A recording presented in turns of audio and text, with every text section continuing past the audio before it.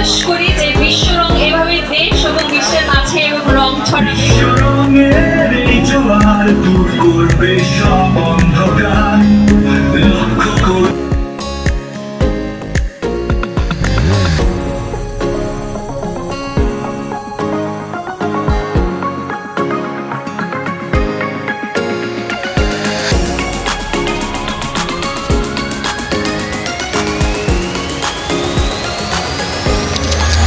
আমি এত নার্ভাস থাকি না, কিন্তু দাদা যেরকম আমাদের পছন্দের মানুষ, তেমনি আমি দাদাকে অনেক বেশি ভয় পাই।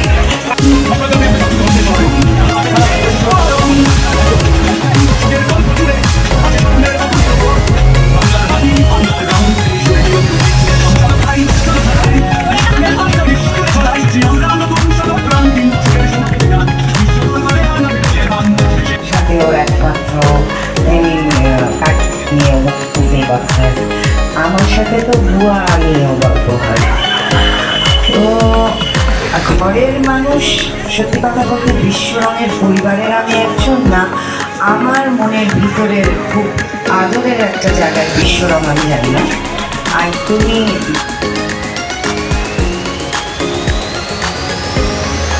দুজনের সাথে আমি জড়িত। সে আজকে 30 বছরের পদার্পণ।